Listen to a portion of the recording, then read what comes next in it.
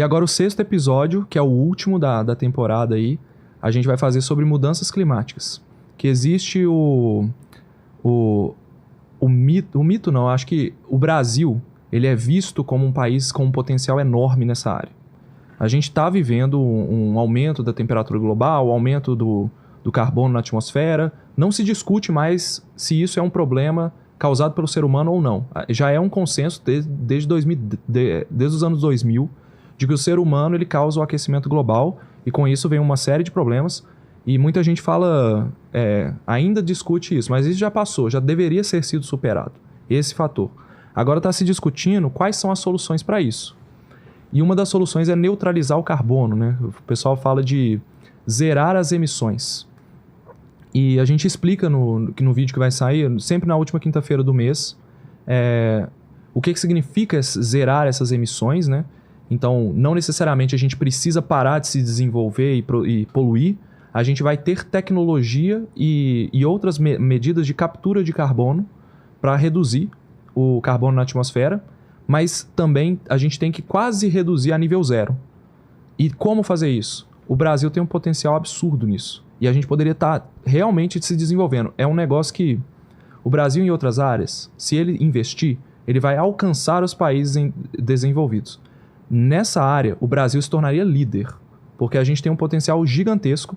O mundo inteiro, o problema das mudanças climáticas no mundo é causado por combustíveis fósseis.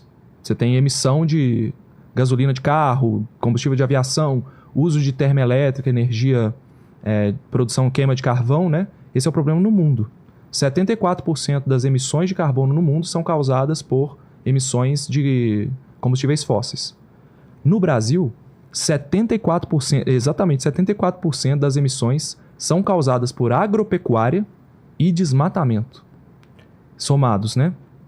Então você tem o desmatamento ilegal como um problema seríssimo que a gente poderia estar resolvendo. Controlando. Se o desmatamento for reduzido, você deixa de... Se for zerado até 2030, que é o plano, você deixa de emitir carbono para a atmosfera, porque as árvores continuarão lá. Você vai gerar os créditos de carbono, que são como se fosse uma moeda mesmo. Toda vez que você evita a emissão, você gera um crédito de carbono. O Brasil precisa regulamentar esse mercado de carbono e gerar esses créditos. Eles estão fazendo isso agora. E evitando desmatamento, você gera esses créditos de carbono que podem ser vendidos para outros países que vão poluir. Então, nisso, a gente traz basicamente 1/10 de reforma da Previdência até 2030 por causa só dos créditos de carbono.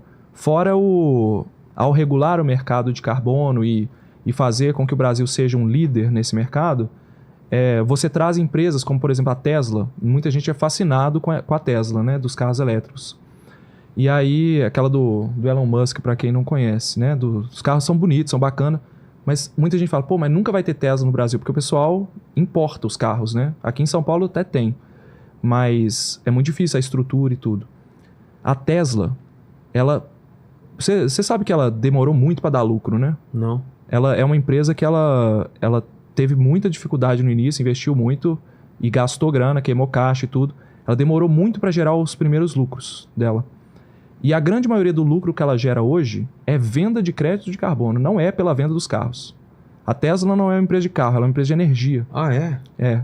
Tanto que ela... Por quê? O carro elétrico, ele polui muito menos do que o carro a combustão, gasolina.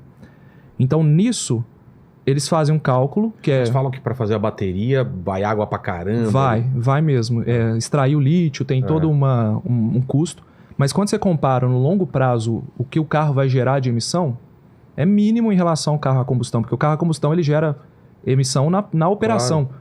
O carro elétrico ele vai gerar a emissão na produção do carro e muito pouco na operação. Então você tem um ganho ali, que quando se compara essa diferença do carro a combustão e o carro elétrico, você tem... Essa diferença vira crédito de carbono.